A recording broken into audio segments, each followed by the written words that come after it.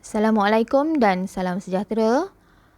Kali ini kita akan belajar menyatakan nombor bulat dalam perpuluhan juta dan pecahan juta. Kemahiran yang cikgu nak ajar hari ini adalah kemahiran menukar nombor bulat. Nombor bulat kita nak tukar kepada satu, nak tukar kepada pecahan juta. Dan kita nak tukar juga kepada perpuluhan juta. Okey.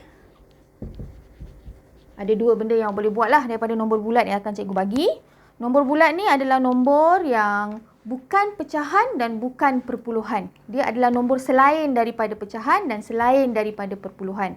Contoh cikgu bagi yang pertama. Kalau contoh cikgu ambil adalah 1,250,000. Okay.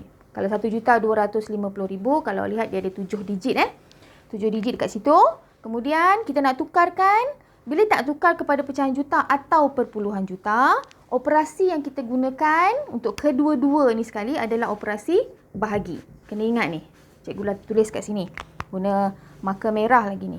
Okey, kita gunakan operasi bahagi.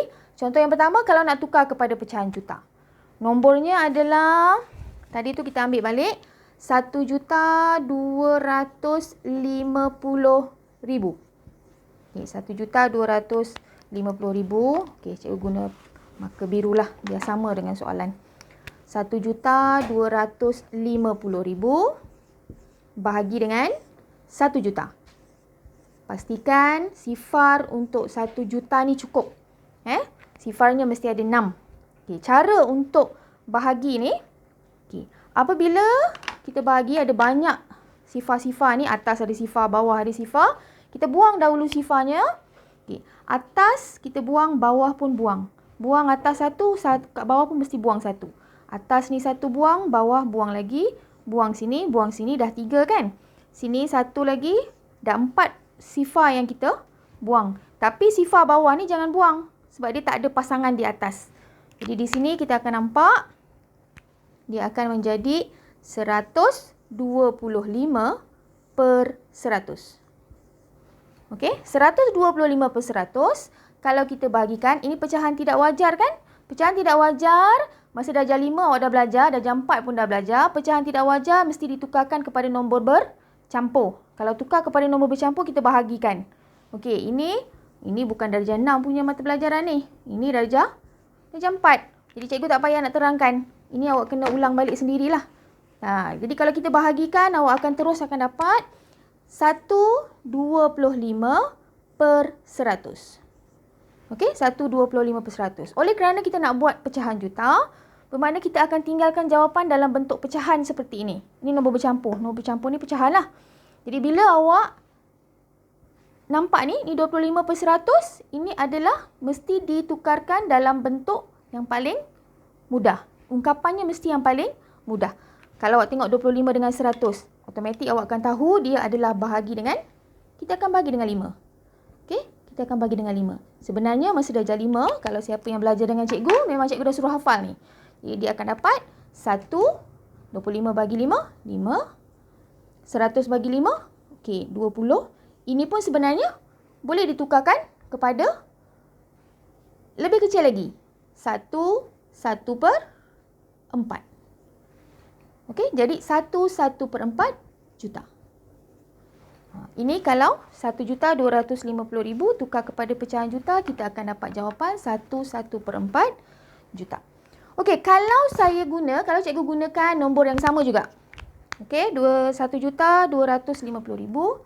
1,250,000 tukar kepada perpuluhan juta. Caranya sama juga, kita akan bahagi dengan 1 juta. Kita akan bagi dengan 1 juta. Dan cikgu ringkaskan sampai awak dapat 125 ni lah. Kita ambil ni saja terus. Okey, 125 per 100. Okey, masa darjah 5 kita belajar bawah ni ada 2 sifar ni. Kalau dibahagi dengan 2, ada 2 sifar, ada bagi dengan 1000, bagi dengan 100, bagi dengan 10. Kita hanya perlu gerakkan saja titik perpuluhan. Titik perpuluhan untuk 125 berada di sini. Kemudian kita akan gerakkan, dia akan jadi di sinilah.